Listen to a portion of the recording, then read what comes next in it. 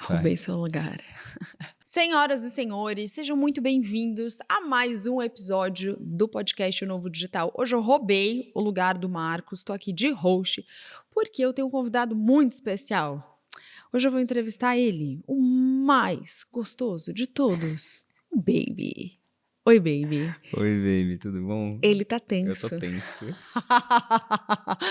Ele falou que ele tá muito tenso. Pois é, mas a parte de mim tá feliz também, porque eu não tenho que ficar me preocupando em fazer pergunta e manter a conversa rodando, só tenho que ficar aqui. Então, se o episódio for ruim, gente, a culpa é da Mica. Fala, baby. Baby, seja muito bem-vindo Muito obrigado, ao seu porra, episódio. Obrigado. E, ó, Obrigado pelo convite, viu, gente? É sempre um prazer estar aí fortalecendo. não, e ó, são exatamente 11 e pouco da manhã, né? 11 e alguma coisa ali. E a gente tá tomando vinho, porque ele falou que ele quer tomar vinho, né? Que esse é um episódio muito especial, Isso. que ele precisava de vinho. Porque é terça-feira, de segunda pra frente já é fim de semana já, né? E não, mas a real é porque no último episódio Que vinho que eu bom. tinha, pois é. No último episódio que eu entrevistei a senhora maravilhosa, Ah, a gente sentiu falta do vinho, porque a ideia era que a gente fizesse um rolê parecido com o que a gente faz em casa. E aqui em casa, geralmente é isso, só não é de dia, né? Agora tá de dia, mas geralmente é eu e a Mica sentados nessa mesinha aqui, tomando um vinhozinho, comendo queijinho, né? conversando. Conversando. É, faltou queijo, né? É. Podia ter. E os perrengues de criança. E os perrengues de criança. Mas então, bora lá, gente. Ó, esse papo de hoje aqui, a gente vai falar sobre tudo menos marketing. Medo. As perguntas não são sobre marketing, baby. Tá bom, beleza.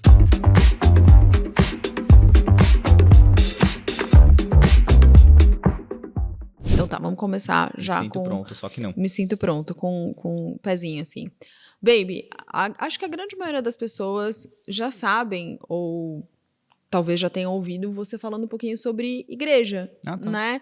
Que você cresceu dentro de uma igreja. Eu queria começar falando sobre isso, que você contasse um pouquinho como é que foi. Seu pai é pastor, foi pastor durante muito tempo, e você cresceu dentro de uma igreja. Isso pra mim é uma coisa muito esquisita, né? Pensar que alguém cresceu dentro da igreja. Então, conta aí, como é que foi isso?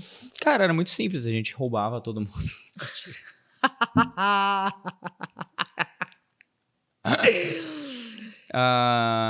Cara, a minha família, sabe, eu não sei exatamente onde é que isso começou, é uma coisa que eu precisava investigar. Mas eu sei que meu avô, por parte do meu pai, ele era muito, muito evangélico. E meu avô, por parte da minha mãe também. Então, meus dois avós são muito, muito evangélicos. Da mesma denominação, que é a Aham. presbiteriana, que é a mais... Se não é a mais séria, tipo top 2 igrejas mais sérias, assim, né? Bem tradicionalzona, assim. Tem uma pegada quase católica, assim, na parada. Mais ritualística e tudo mais. Super, e assim, sem gritaria, sem comoção, sem emoção, sem, sabe? Sem loucura, tipo, é muito sério. E aí, óbvio que hoje em dia eu não sei como é que tá, e eu sei que a coisa já se abriu mais, mas na minha época, quando eu era moleque, era bem, bem sério. E aí meu avô e meus dois avós eram assim, e minhas avós eu não sei, e eu não sei de onde que meus avós herdaram isso, se eles começaram ou se veio dos pais deles, aí eu já não sei. Fato é que essa parte eu acho que você não sabe. A igreja na qual eu cresci foi fundada pela família dos meus dois avós. Sabia disso? Eles construíram a igreja? Eles construíram do zero. Caramba. Era uma coisa assim de que eles frequentavam uma igreja que era longe, alguma coisa assim, e aí eles falaram, cara, é muito longe, a gente precisa de uma igreja do nosso bairro. Aí eles abriram e construíram a igreja do nosso bairro. Então, é uma coisa assim muito embrenhada na minha família, assim. Então era uma coisa... Vocês eram tipo os popstars do bairro? Não sei se qualifica como ser popstar, ter uma igreja. Eu acho que outras coisas, talvez no bairro que eu morei, talvez vender droga fosse mais próximo disso. Mas era uma coisa assim, na igreja a gente era total, porque a liderança toda da igreja era da minha família e tal. Então era essa coisa assim, bem mala da junção da família com a vida religiosa, que era bem, bem complexa, assim. Tinha um lado bom, mas tem um lado... Nesse caso, eu acho que era mais Nossa, eu ruim do que escolhi bom. os dois bem a dedo, né? Pois é, você é boa nisso. E aí, o lance é que, assim, essa foi minha vida desde pequeno, então minha rotina envolvia muito a igreja. Eu ia pra igreja pelo menos 3 vezes por semana, quarta à noite, domingo de manhã, domingo à noite. Eu morava do lado da igreja. Minhas brincadeiras eram na igreja, meus amigos eram da igreja. Eu passava o dia dentro da igreja. E você lia a Bíblia todos os dias? Tinha aquela coisa? Porque você super Por muito sabe, tempo né? na minha família a gente lia a Bíblia todo o santo dia. Tinha uma coisinha também, era depois do almoço. Terminava o almoço, dava uns 15 minutinhos, a gente se reunia para ler a Bíblia, para orar e não sei o que. Era uma reunião de, sei lá, uns 20, 30 minutos, assim. Que a gente lia a Bíblia, discutia alguma coisa, fazia oração. Dentro de casa? Dentro de casa. Você, seu no pai, sofá, seu assim, irmão? Nós 4. Uma coisa assim, que foi anos e anos e anos da minha vida, assim. Uau! Muitos anos, muitos. E tem uma coisa na igreja presbiteriana que chama catecismo, né? Que é uma coisa que um monte de velho lá se juntou numa igreja chamada Westminster, um negócio assim, na Inglaterra, e eles criaram esse meio que conjunto de regras, né? Então, e ele é escrito em formato de perguntas e respostas, então são coisa de 200 perguntas, e aí cada pergunta tem uma resposta, que os caras se juntaram lá e basicamente aquelas são as regras, né? Uhum. Eu sabia de cor todas as perguntas. Era parte desse ritual diário era meu pai ler as perguntas pra mim pra eu responder. Eu sabia de cor coisa de mais de 100 perguntas. Uau! Era horrível. Eu me sentia muito impressionado. Pensa, TDAH. Era foda. Eu chorava muito. Muito mesmo. Era bem foda. Caralho, baby. Então, assim, mas hoje eu vejo já com outros olhos, assim, porque eu acho que... Era isso que eu queria, era a próxima pergunta. Eu queria te perguntar como é que isso, né, essa vivência toda que você teve, essa sua relação com igreja, Deus e sua família dessa forma, como isso impacta a tua vida hoje? Como isso influencia a sua vida hoje? Eu não sei falar o quanto que influencia hoje, que é uma coisa assim que tá muito... É um trabalho em progresso, sabe? Eu não vou dizer que eu tenho isso super resolvido na minha vida. Eu não tenho. Né? Mas está no processo de ser resolvido. O lance é que durante a minha infância era uma coisa que eu simplesmente convivia com, e é isso aí, eu não tinha muita escolha, eu nem gostava nem desgostava, porque eu não conhecia nenhuma outra realidade. Eu realmente não tinha amigos fora daquele ambiente, eu não tinha nenhuma vivência fora daquilo. Na adolescência eu comecei a ter, e aí foi muito doido, chocante, que quando eu comecei a me afastar da igreja e desenvolver relações em outros lugares, eu percebi que o amor, que é essa coisa que se defende tanto dentro da igreja, muitas vezes ele estava mais presente fora dela do que dentro. E isso foi muito forte para mim. Porque, por mais que... Assim, essa era a minha única vivência, mas eu levava muito a sério, sabe? Era uma coisa séria para mim, mesmo desde quando eu era pequeno. E eu tentava entender, e essa questão do amor, que é a principal lei do cristianismo, era uma coisa sobre a qual eu reflito até hoje muito, assim. E aí, quando eu vi que tinha gente que demonstrava mais amor e vivia mais o amor e a aceitação e o acolhimento fora da igreja que dentro, aquilo foi muito esquisito. Então, por muito tempo, eu fiquei meio revoltado, assim, com essa coisa e meio que tentei renegar esse meu passado, mas cada vez mais eu olho com bons olhos parte disso, não tudo, obviamente, mas tem algumas coisas práticas, bem simples, assim, que eu acho que eram do caralho, né?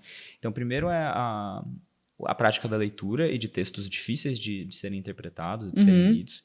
Então, eu lembro que quando eu cheguei na aula de pretérito mais que perfeito na escola, todo mundo ficou, tipo assim, surtado, e eu, tipo assim, meu, como assim? Já sei. Como assim vocês não sabem pretérito mais que perfeito, sabe? Tipo, porra, eu lia todo dia texto assim, né? Tem isso, o fato de ler todos os dias, essa reunião familiar, por mais que tenha essa parte meio opressiva, era muito legal. Quantas famílias que têm a chance de se juntar todo dia depois do almoço para discutir alguma coisa, para ler uma parada em grupo. Então, isso foi muito foda. A relação com a música. Se não fosse a igreja, certamente a minha relação com música não existiria. Não teria existido. Porque eu comecei a tocar desde muito cedo. Tem foto minha com 8 anos, assim, que tipo, nem dava para me ver atrás da bateria e eu tava tocando na igreja. Então...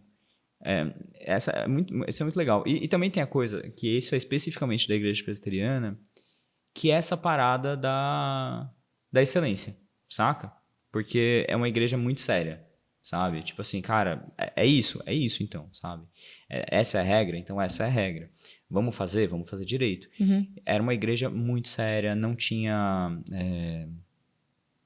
Tinha jogo de política, sim, mas não tinha nada com relação à grana, não tinha roubo, não tinha essas coisas. Era uma galera muito do bem, que realmente queria ajudar e tal. E que as coisas ruins que aconteciam era porque, sei lá, na minha opinião, não era por maldade mesmo, era por sei lá, por desvio, porque a gente é ser humano e tudo mais, e era um ambiente muito propício a isso. Mas eu acho que tava todo mundo muito bem intencionado. Então isso é uma coisa que eu carreguei pra minha vida, assim, sabe? De fazer o melhor que eu posso. Em todos os ambientes, assim, a maior parte deles, na verdade, não todos, né? Mas principalmente na minha adolescência, assim, todos os ambientes que eu frequentava, eu era sempre a pessoa mais preocupada em fazer as coisas bem feitas, da maneira correta, de não passar por cima de ninguém, de entregar o melhor que eu posso. E isso eu tenho certeza que vem daí. Assim. Vem daí. Aí a minha relação com Deus e a religião, aí é outra fita completamente. Então, porque aí depois de um tempo, na adolescência e tudo mais, você rompeu com isso, né? Com a igreja e tudo mais. Inclusive, a gente tá junto há 4 anos, 4 anos e meio. E quando eu te Nunca conheci... te levei num culto, né? Nunca me levou num culto. Precisamos dar check nisso daí. Acho que sim. Teve o casamento do meu irmão. Foi quase um culto. Acho que já Qualifica deu. como culto, Acho tá que bom, qualifica, tá qualificado, baby. Mas quando eu te conheci, tinha eu via que tinha uma trava muito grande ainda com Deus, com religião e tudo mais. Que aconteceu? Você teve um rompimento com a igreja, né? Que você renegou tudo. E eu lembro das nossas primeiras conversas sobre espiritualidade, sobre Deus, e tinha uma trava muito grande. Era uma coisa que eu renegava, eu deixava pra lá. Deixava pra lá. E de uns anos pra cá, eu te vejo numa busca, né, de novo, de se reconectar com Deus, espiritualidade e tudo mais. Por que isso agora? Da onde que tá vindo isso? O que você sente falta? Como que é isso pra você hoje? Sei não. Legal. Eu não sei de verdade, é uma coisa muito inconsciente, assim. Eu acho que tem muitas coisas. Muitas coisas que influenciam aqui. Primeiro, é um desejo que vem de dentro pra fora que eu não sei explicar. É só uma vontade que vem, assim. Eu acho que tem muito a ver com a paternidade e tal. E... não sei explicar, mas é uma coisa que vem. Teve... você sabe disso, mas eu vou contar pra quem não tava. Tiveram algumas situações, assim, de que eu sinto que Deus estava ali, saca? Então, no lance... na vez que eu quase morri por causa da úlcera,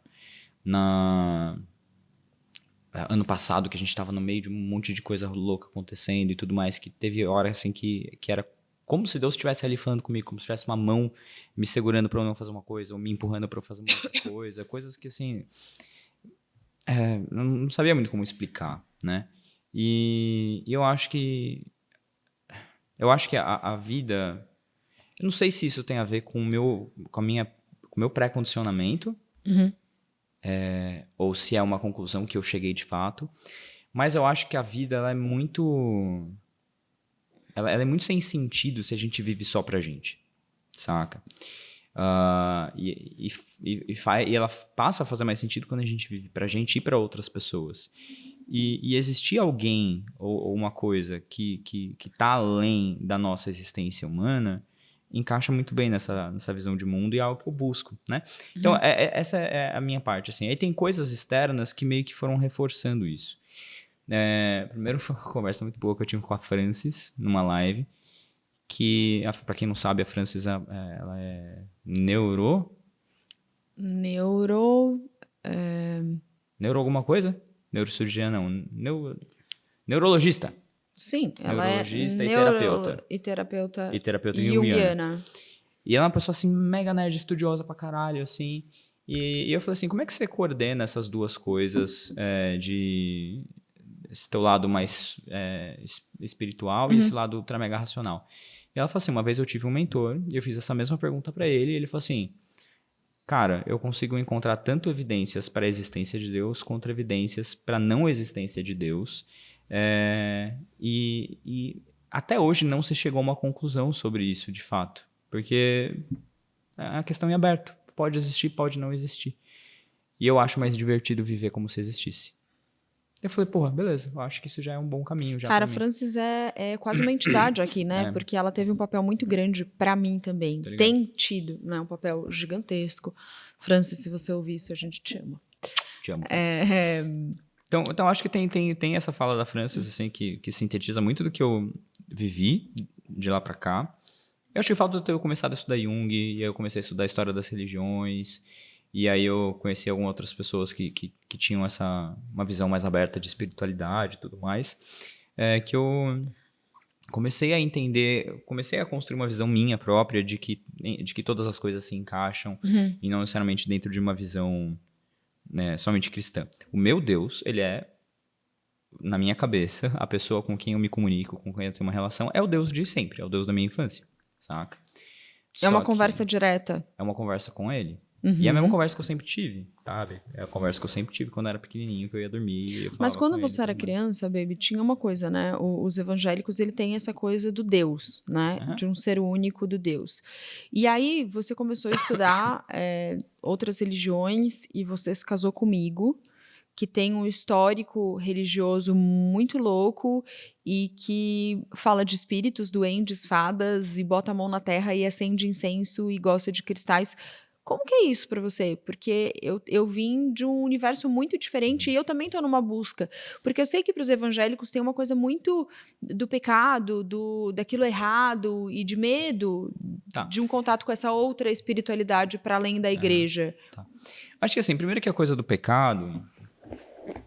Esse é um entendimento que eu tive bem cedo já, assim. Eu lembro que eu entrava em altas tretas. Eu sempre fui assim, questionador. Herege. Né? Herege pra caralho. Então eu sempre fui o cara que, mesmo estando dentro da igreja, eu tretava com todo mundo porque eu questionava, eu não deixava a coisa. Eu não engolia só porque alguém falou. Eu ia questionar e tal. Tanto que já teve caso assim de eu ir. Acho que eu não sei se já contei essa história, que eu fui pra uma igreja em Chicago, passei um mês lá e tal. E aí eu fiquei com o pessoal lá.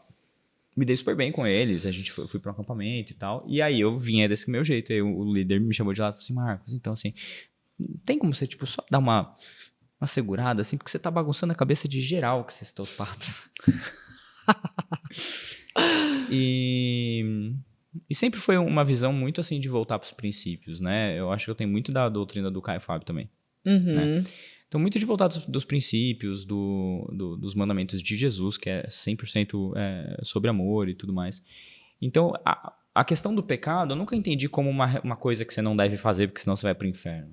Essa sempre foi uma coisa assim, que você não deve fazer porque não é bom. Saca? É uma visão mais simples, assim, sabe? E aí tira o inferno da equação, porque não faz sentido eu deixar de fazer uma coisa só porque, tipo...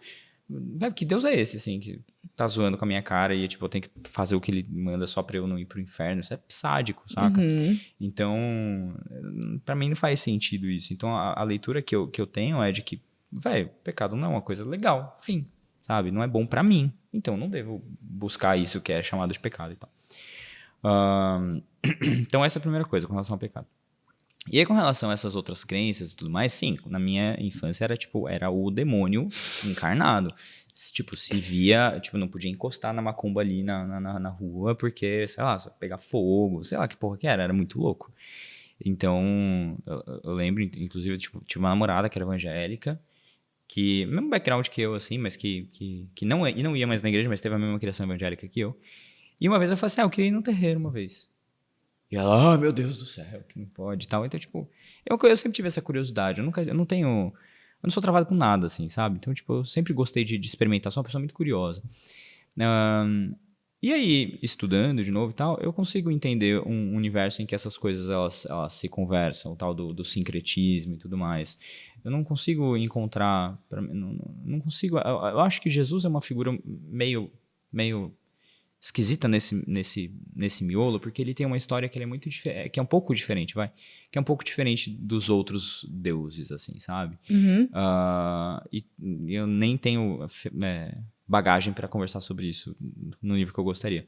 Mas todos os outros elementos, tirando Jesus da equação, todos os outros elementos, eles são tem muita coisa em comum entre todas as religiões. Então eu não vejo por que elas não podem ser a mesma coisa. E aí quando você vai para Jung, Jung ele já leva isso para um outro lugar, tipo assim, cara, sendo Deus ou não sendo Deus, existe uma coisa que conecta todo mundo, saca? E tem gente que chama isso de Deus, tem gente que chama isso de consciência, sei lá que porra que é, mas o fato é que tá aí e que a gente precisa acessar essa porra. Então assim, em último dos últimos casos, Deus não existe, tá tudo bem porque tá valendo ainda, saca?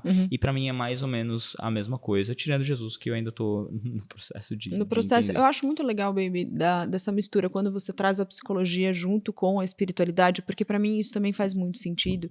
Isso tem a ver, inclusive, com o trabalho da própria Francis, né? Você também teve um resgate da psicologia na sua vida e também é uma coisa mais recente, meio emaranhada com a busca pela espiritualidade. Você me contou que quando você era jovenzinho, ainda é, né, baby? Mas quando você era jovenzinho, você estava na dúvida entre fazer produção musical e psicologia, você acabou indo fazer a produção musical, mas a psicologia ela ficou adormecida. Fala sobre isso, sobre esse resgate da psicologia, de onde vem, por quê, e eu sei que isso é uma coisa que você quer para o seu futuro. Conta um pouquinho para a galera sobre isso. Eu já vou falar sobre isso, só voltar um passinho atrás, só para falar uma coisa que eu não falei, que tem uma busca minha também, assim, que eu acho que é muito diferente da busca das pessoas que, em geral, eu vejo que se aproximam da questão da espiritualidade, que eu acho que hoje a gente tem uma busca pela espiritualidade que ela é muito ferramental, que eu acho muito fraco, assim, sabe? Que, de novo, eu não sei o quanto que isso é a maneira como eu fui construído, ou é uma conclusão a qual eu cheguei sozinho. Mas eu não gosto dessa espiritualidade ferramental que é para você se sentir bem. Eu vou me conhecer porque é isso aí, para me sentir bem, para eu ter os meus rituais, que é para mim. Eu acho isso tão egoísta, assim, sabe? Tão limitado, porque isso é uma conclusão que essa eu tenho a plena certeza. A gente a vida faz sentido e a gente é feliz quando a gente vive em comunidade, a gente vive para os outros. Então... É o servir. É o serviço, sabe? É o serviço, é sobre isso. E é isso que a gente perdeu muito na nossa sociedade, que a gente está vivendo cada vez mais isolado. Eu vi um vídeo do Murilo Gun falando que ele morava, uma época que ele morava num apartamento, que o apartamento era anti-comunidade, era um universo com 1 milhão de pessoas juntas, aglomeradas, e ninguém tem contato com ninguém. E a gente tem a mesma coisa, a gente tem o celular aqui, a gente está conectado com todo mundo, mas não está conectado com ninguém. E quando está conectado, mesmo assim, mesmo estando conectado, a gente não quer nem a responsabilidade dessa conexão. É uma conexão que ela pode ser desfeita a qualquer momento, né? Eu posso estar com uma pessoa, posso não estar mais, eu tenho uma amizade, eu posso desfazer essa amizade. E eu acho que tudo isso faz com que a gente vá deixando de ser humano. Vai virando uma coisa disforme, sem sentido, sem prazer profundo, assim, na vida, sabe? Você acredita que as pessoas estão perdendo a capacidade de se conectar? Não, a capacidade não. Acho que essa capacidade está sempre aí porque a gente anseia por ela. O ser humano anseia por ela. A gente precisa dessa conexão. Só que a gente tá vendo uma fricção e tá vendo uma... E eu acho que é uma coisa que, com o tempo, as pessoas elas vão se dando conta. Só que existe uma cultura, e aí é uma coisa que eu acho que ela vem da cultura mesmo, da mídia, de desincentivar essa parada. Sim. Né? E aí a pessoa... o que eu sinto é que toda essa galera de 20, 30 anos vai chegar com 50 e vai falar assim, caralho, não vivi. Não sabe? vivi. E eu conheço pessoas assim, que chegam com 50 anos e falam assim, caralho, eu não devia ter feito aquele aborto. Saca? Tipo, eu não tenho filho hoje, eu deveria ter tido. Manja? Isso é muito triste. Mas você não sente que isso é falta de troca? Porque como que eu vejo isso, baby? Eu acho que as pessoas, elas estão extremamente polarizadas e vivendo dentro das suas bolhas, né? Então, quando você levanta a sua bandeira e você tem as suas crenças e os seus valores e qualquer pessoa que discorda de você vira um inimigo e as pessoas elas estão muito assim, né? Então é o meu mundo, a minha bolha, a minha galera e as pessoas não aceitam, elas não conseguem mais discordar de forma saudável. Não existe mais troca, não existe mais conversa, é um ataque, é uma agressão o tempo inteiro. Você vê o grupo do bairro, a gente tem, gente, um grupo de WhatsApp do bairro, tipo de condomínio, né? E é surreal, porque treta. É um bairro onde as pessoas deveriam viver em comunidade, poder se ajudar e tudo mais, e é o tempo inteiro um querendo impor a sua crença e vontade política, religiosa, ou sobre qualquer coisa E aí que eu acho acima do outro. Que falta o lance da religião. Porque a religião, ela deveria ocupar esse lugar, sabe? De ser essa formação do ser humano, sabe? Moral, sabe? De tipo, te mostrar... De que, porra, velho, a humanidade tem 2000 e tralalá anos só desde que a gente começou a chamar o ano do jeito que a gente chama o ano. Pra trás tem mais um monte. Assim, é muito tempo, cara. Então, existe um corpo de conhecimento de como é que você tem que viver a vida. E aí, tipo, o que eu tinha na igreja, quando eu era pequeno, que era enviesado, era com dogma, era um monte de coisa, mas era assim, era um grupo de pessoas que estavam ali pra me educar, de uma certa maneira, sabe? Pra me mostrar, falar assim, Marcos, você é uma criança, mas, ó, o mundo já tá aí, sendo o mundo faz muito tempo, e tudo isso que você tá sentindo aí, pessoas já sentiram antes, e a gente já entendeu o que que é esse negócio de vida, deixa que a gente te explica. Mas não existe essa porra, saca? É cada um por si. Mas é muito diferente, é muito difícil isso hoje também, porque o mundo O mundo mudou mudou. pra caralho, exato. E Então, eu acho que como a é falha, que a falha da igreja foi também de, tipo... E não é até acompanhar hoje, essa de não acompanhar essa mudança? mudança. Porque é E isso. de transformar isso num jogo de poder. E de não haver, de fato, o acolhimento e o desprendimento. Então, e você sabe o quanto que isso é fácil. A gente tem filho. Então, assim, a gente tá na melhor das intenções tentando educar essas crianças. Mas, às vezes, eles falam uma coisa e afeta a gente pessoalmente. Saca? E a gente sai do lugar de pai que tá ali educando e passa a ser um ser humano qualquer que tá sendo gatilhado pela coisa errada que a criança fez. Então, assim, é uma coisa complexa. Mas eu acho que a gente precisa de pessoas aptas e dispostas a abraçar essa encrenca, sabe? Pessoas benévolas, de fato. Pessoas que estão querendo fazer o bem. Mas eu acho que mais do que isso, baby. E aí entra num lugar que você faz, inclusive, muito mais do que eu, que é entender o que é educar uma criança no mundo de hoje. Porque a maioria não quer fazer isso. Porque durante anos e anos e anos, era assim, eu vou fazer exatamente o que meus pais faziam. Aham. Só que o que meus pais faziam, e meus avós e meus bisavós faziam, hoje não é mais aceito Sim. na sociedade. E a sociedade, o mundo mudou completamente, então não dá mais pra gente simplesmente ficar repetindo o que foi feito no Não, e é passado. foda, porque assim, nessa coisa de jogar fora o passado, a gente jogou fora muita coisa boa. Boa. Muita coisa boa. Exato. Então esse que é o problema, assim, que houve uma ruptura tão grande que a gente simplesmente pegou e jogou tudo fora e esqueceu um monte de coisa legal. Então, assim, por exemplo, eu lembro que o primeiro dia dos pais que eu passei, eu mandei uma mensagem pro Fê, que também tinha acabado de ter filha. Então, foi o meu primeiro dia dos pais, o primeiro dia dos pais dele. Eu falei, feliz dia dos pais, seja lá o que isso signifique. Porque eu não tinha referência de pai. O pai que eu tava tentando ser era um pai que não existia. Era um pai que eu tava tentando entender que pai que é esse, que é pai na época que a gente vive.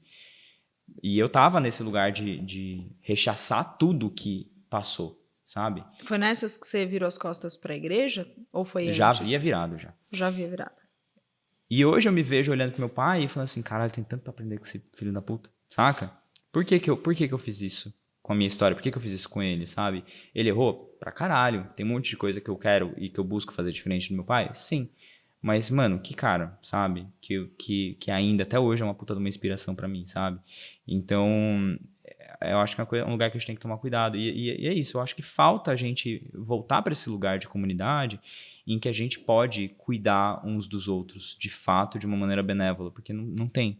Hoje a gente tá, ou se tem, e eu não tô sabendo, por favor, me informem, tá, gente?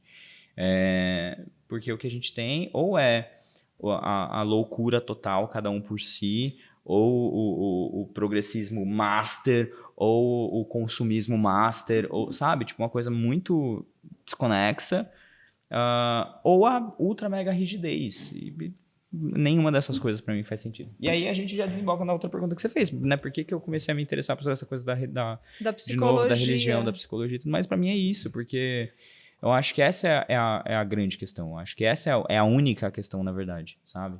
É como é que a gente faz para que esse tempo aqui na nossa vida seja mais significativo e seja melhor usufruído e investido, sabe? E eu acho que a psicologia ela se propõe a responder parte dessa questão, a religião se propõe a responder parte dessa questão, a filosofia se propõe a resolver parte dessa questão.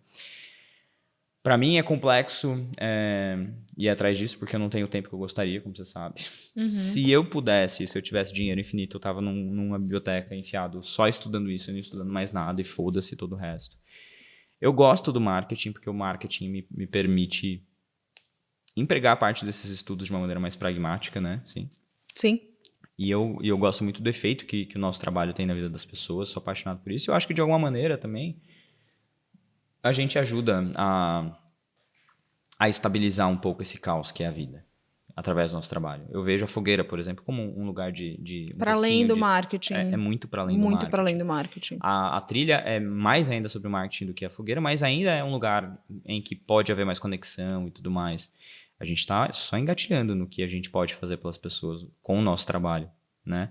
Mas eu acho que já é um caminho. Então, quando eu era moleque, era isso que eu queria fazer. É o que eu sempre quis fazer, é o que eu sempre tive interesse. né? De ter esse tipo de impacto. E o meu interesse natural sempre foi voltado para essas questões de comportamento humano. Muito natural. Não foi uma coisa... Eu nunca fiz esforço para isso.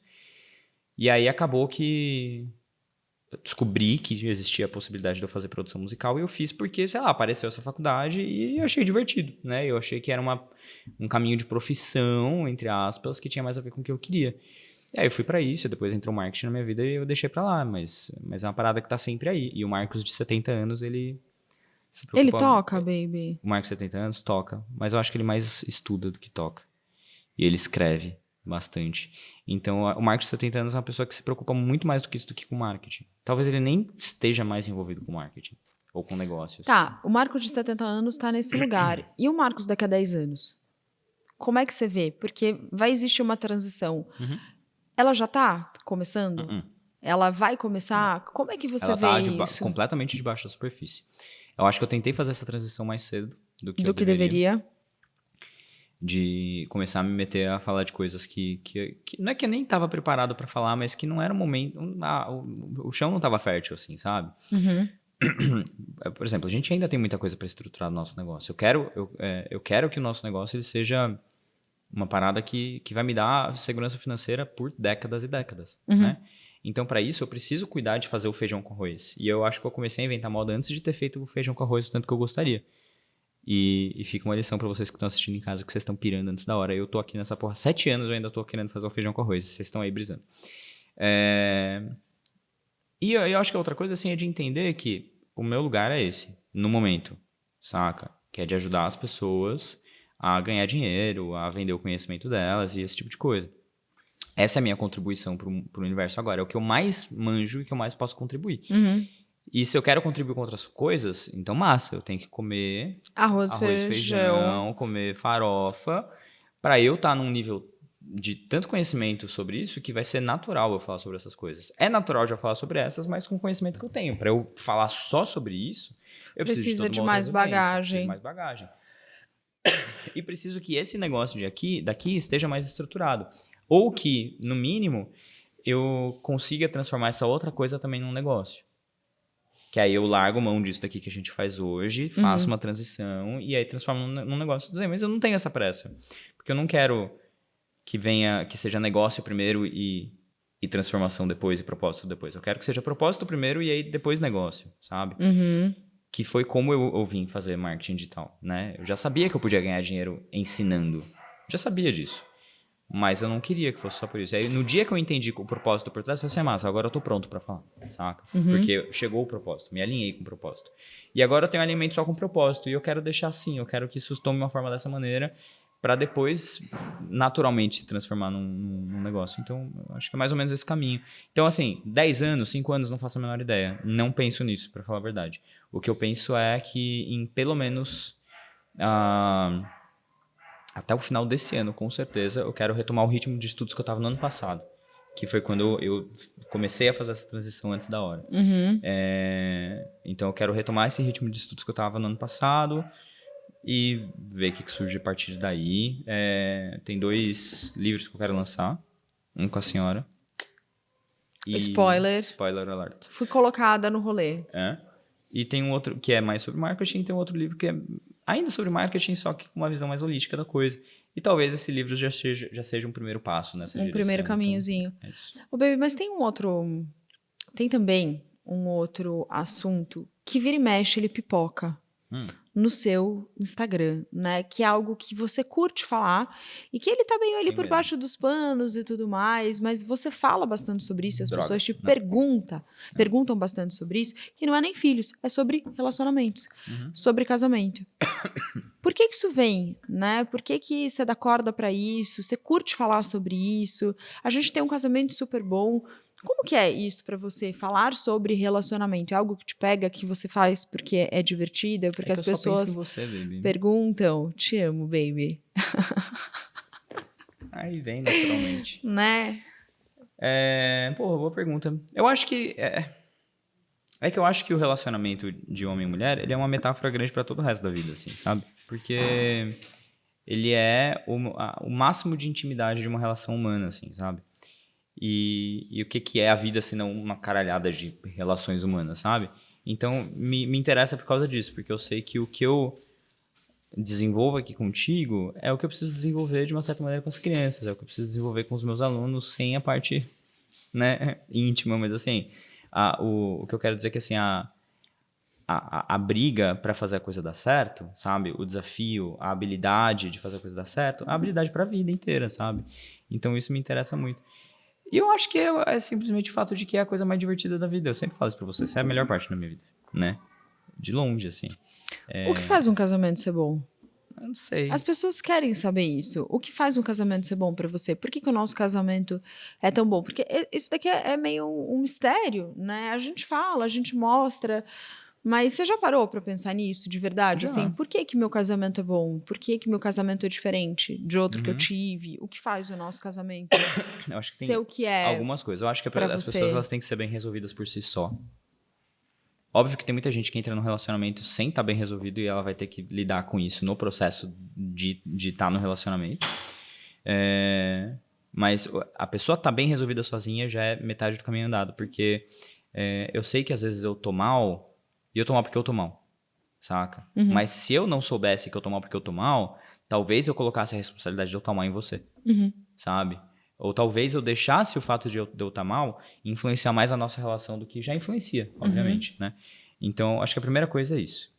A segunda coisa é essa dinâmica esquisita, e ela tem que ser de uma via de mão dupla. É muito foda quando é de uma mão só, e eu acho que a longuíssimo prazo, se existir paciência, pode funcionar, mas o ideal é que seja de mão dupla já, desde o começo, é o interesse em fazer o outro feliz. Que eu acho que as pessoas elas colocam o relacionamento num lugar de o relacionamento tem que me fazer feliz. Que é, de novo, essa coisa errada da nossa geração. Que é tudo pra mim fazer feliz, tudo pro meu prazer, Autocentrada pra autocentrado e caramba, tudo mais. né? E é contraintuitivo. Porque se você ficar fazendo isso, você só vai se frustrar, você só vai ser triste, você só vai ficar zoado. Então, eu sei que o caminho pro nosso relacionamento ficar legal é eu fazer por você o que eu gostaria que você fizesse por mim, e não é nem isso, na verdade. Não é nem isso, Não é nem isso, né? porque eu sei que o que você tem de necessidade não é o que eu tenho de necessidade, saca? Sim. Mas é eu olhar pra você e falar, pô, o que que a Mica precisa, sabe? Mesmo quando eu não tô necessariamente na vibe. Porque às vezes eu tô na vibe de, sei lá, sentar e ver É um TV. olhar pro outro, Mas é de esse olhar amoroso verdade. pro outro, de entender quem que é essa outra pessoa e o que que ela precisa, o que que ela quer, como é que eu faço com que ela seja cada vez mais ela e cada vez mais feliz. Porque se eu tô com uma pessoa feliz do meu lado, essa sua felicidade vai me contagiar e Sim. você vai estar mais feliz e não vai ficar me enchendo o saco, saca? Tipo, não vai ficar a sua confusão ou a sua tristeza e tudo mais, não vai ficar afetando o nosso relacionamento. Então, eu acho que essas são, se eu pudesse eleger essas duas coisas, eu acho que essas duas seriam as principais. A primeiro é esse autocuidado e conhecimento e sair da quarta camada, assim, sabe?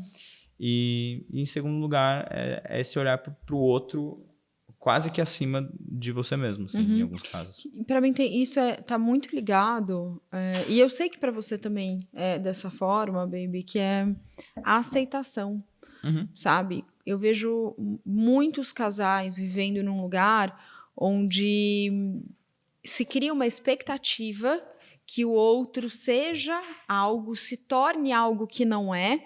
Sim. E aí, quando aquela pessoa virar algo que ela não é, aí beleza, aí ela vai ser a pessoa perfeita Exato. pra mim.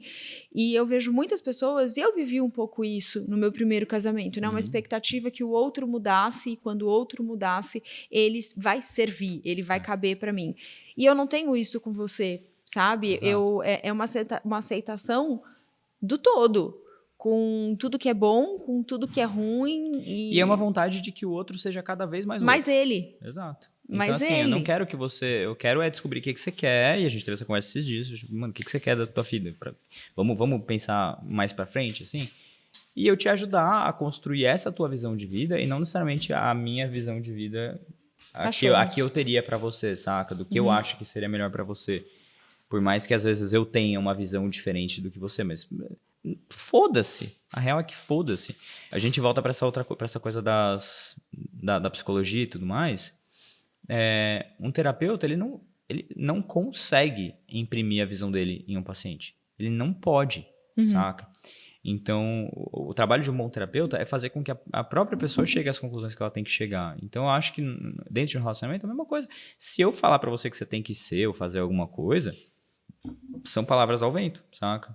Agora, se eu descobrir o que você quer e te ajudar a chegar onde você quer, aí a coisa vai funcionar. Então, eu acho que é isso, sabe? É olhar pro outro como se ele fosse todo um universo de possibilidades lindas e mágicas e que seu trabalho é ajudar a realizar isso de alguma maneira, eu acho. Que lindo, baby. Eu sinto isso de brinde. você. A gente sempre fala, né, que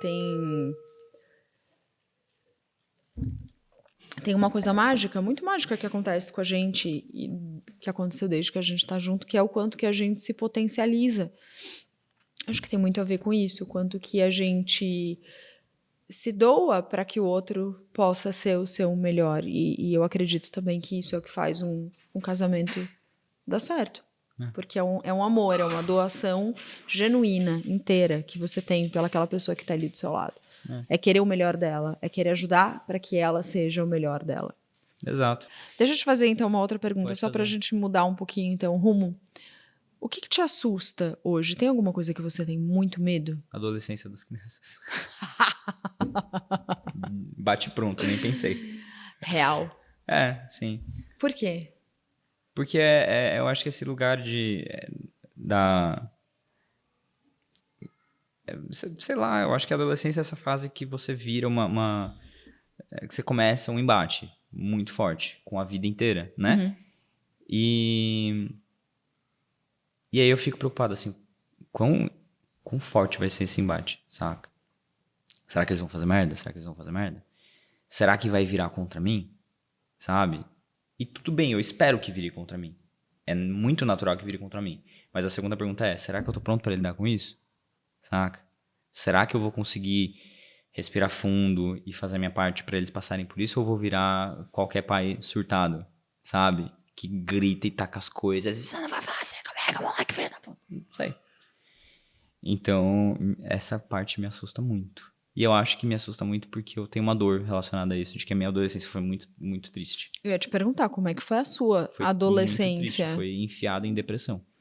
Uma depressão não diagnosticada, não observada, não atenta e que teve essa parte rebelde e teve muita mais rebeldia que ficou guardada porque eu não tinha nem energia para colocar ela para fora. Então, a minha adolescência foi muito difícil, sabe?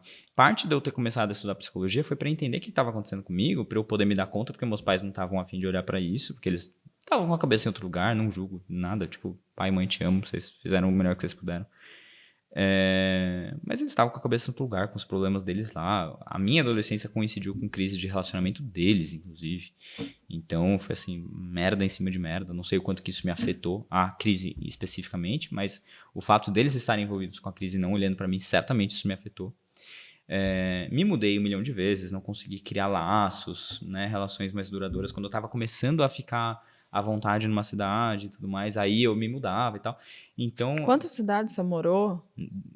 na vida ou na adolescência? Na vida foi Campinas, Minas Gerais, São Paulo, Paraíba, Rio Grande do Norte, Flórida e São Paulo. E a maior parte dessas mudanças foi na adolescência. Com 12 anos, 11, São Paulo, 12, Paraíba. 14, Rio Grande do Norte. 16, Estados Unidos. Estados Unidos. 18, São Paulo. Então, num espaço de 6 anos, eu morei em 5 cidades E diferentes. numa fase super difícil. Numa fase que tudo que eu precisava era de amigo que ficasse comigo por mais de 1 ano, saca? E aí eu chegava numa cidade, eu não conhecia ninguém, uma cultura diferente, eu levava 6 meses pra me ajustar, 6 meses pra começar a fazer amigos, 6 meses pra amadurecer o relacionamento, quando tava legal, eu ia Embora. Era muito foda. Era uma vida baseada em saudade e depressão. E meus pais tretando, saca? Então foi nessa fase que eu comecei a me interessar por psicologia, porque meu pai tinha uns livros de psicologia em casa. Toda vez que a gente se mudava, olha que como a vida é, né? Toda vez que a gente se mudava, como meu pai sabia que eu gostava de ler, eu ficava responsável por organizar os livros dele. Então eu organizava tudo por ordem alfabética, eu montava as prateleiras e tudo mais. Então todas as mudanças eu que organizei os livros do meu pai.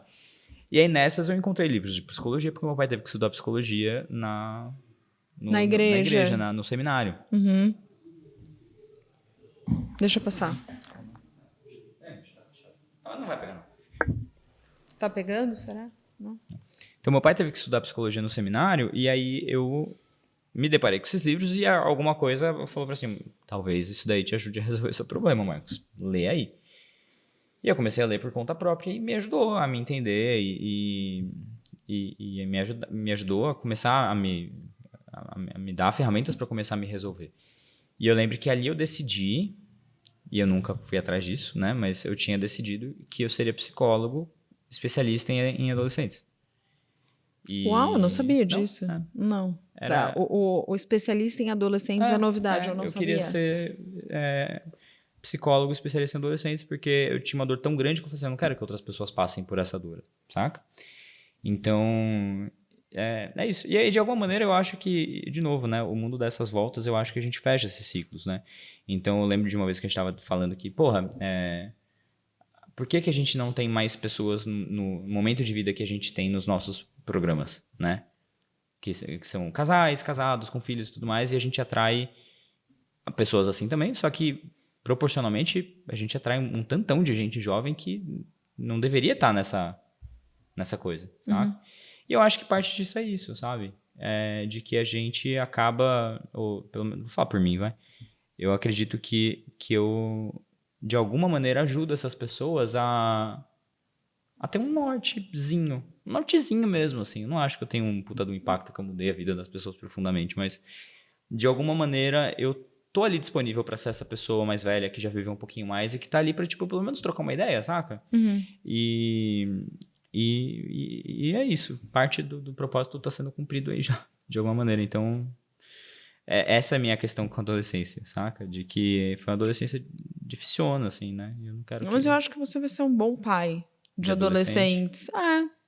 Acho que parte porque a sua não foi fácil e você tá disponível, talvez, né? Baby. E é a frase do Mary. A gente foi num show esse fim de semana, do 1975, e o vocalista começou o show falando assim, the thing about us is we just keep getting better. E essa é a minha história. Tipo, eu sei que eu não vou parar de estudar. Não vou parar de me aprimorar e eu vou errar pra caralho, da mesma maneira que eu erro, mas eu sei que o Marcos de hoje é melhor que o Marcos de 2 anos atrás, e o Marcos de daqui a 2 anos vai ser melhor também. Então, velho, me segura. Pra gente fechar, baby, que eu acho que esse papo ele tá profundo e a gente tá caminhando pro final. O que é esse Marcos de 70 anos? Quem é esse Marcos de 70 anos? Que eu sei que você vê, que você conversa com ele, que ele acabou virando um mentor seu, né? Quem é ele? Quem é esse mentor? E o que ele te falaria hoje, assim, se ele tivesse que te dar uma recomendação, uma orientação? Dele é sempre a mesma, não brisa. Ele sempre fala a mesma coisa. Ele Por quê? Não brisa. Porque o Marcos, 70 anos, Conta ele é um sobre cara... ele. Eu preciso, inclusive, conversar mais com ele do que eu converso. Mas ele é um cara, assim, muito de boa. Muito, extremamente de boa. Eu acho que eu tenho uma coisa meio sanguínea em mim, assim, de que eu tenho meus lapsos de falar muito e falar alto, né? E eu acho que o Marcos, de 70 anos, ele não tem mais isso. Ele é um cara mais na dele, assim. Só que ele é muito sagaz, ele é muito esperto, ele é engraçado, né? Então ele não fica se metendo onde não deve, ele é mais na dele, assim. É uma pessoa que já... que perdeu essa pressa, assim, sabe? Que eu acho que eu já tô perdendo a pressa um pouco. E ele não tem nenhuma pressa. E ele tem mais barba, assim, já. Ele é barbudo. Não é barbudo. São coisas distintas. Ele tem mais barba do que eu, mas não é que ele tem a barba do Wendell Carvalho, não. É isso. Ele tem uma... Mas ele tem uma barbinha. Uma barbinha. E aí, ele parece muito com o Chuck Close. Pessoas, pesquisem Chuck Close. Lari, coloca o Chuck Close aqui, 1, 2, 3 e... Esse é o Chuck Close. Ele parece com o Chuck Close. E aí ele... Enfim, ele é essa pessoa assim, e aí ele é muito na dele, assim, sabe? Mas ele é muito esperto. E ele... Lá vem a olha a carinha dela. E ele tá sempre disposto a um charuto, um vinho, uma boa conversa, e ele é engraçado, e ele é legal, ele não é chato, zero chato. E a orientação dele, em geral, é tipo assim, não brisa, isso daí vai passar, você sabe já que você tem que fazer. Cala a boca. Ele parece comigo, eu acho. Ele parece com você, baby. Ele tá lá. Eu já vi também. Pois é. É isso. É isso, meu amor.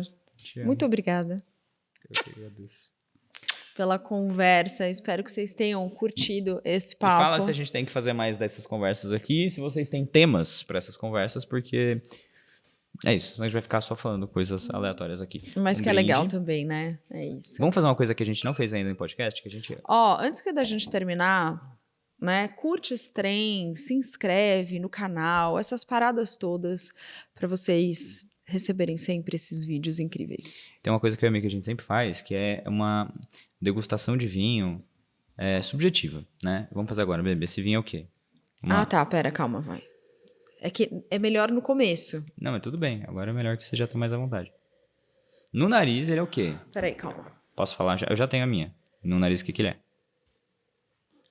Ele tem um doce. Ele é... Posso te falar o que ele é? Ah. A sorveteria de interior. Sorveteria de Sorveteria de interior, interior. não Claro é. que é. Não, pera, não é não. Ele tem um frescor e um doçor vagabundo, assim. Ele tem. Não tem? Não, mas não tem o vagabundo. Não? Pra mim tem um vagabundinho. Não, não tem. Vagabundinho bom. Não vagabundinho, vagabundo. Tá. Ele tem uma coisa doce no cheiro, Mas não tem... O doce não vem pro paladar. nem um pouco. Ele é um travesseiro. Eu não tava esperando travesseiro. Peraí. O meu já Ele tá é um acabando travesseiro já. fofinho. Não.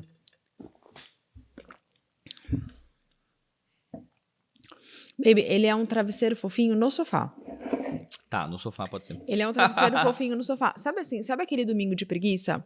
Que você pega o travesseiro e a coberta e vai pro sofá pra ver um filme? Ele é o travesseiro, assim, ó, que você encosta, que é gostoso, mas você não vai dormir. Você só tá confi. Tá, pra mim ele é o acompanhamento do que você tá comendo no travesseiro. Gente, beijo. Tchau, galera. Até mais.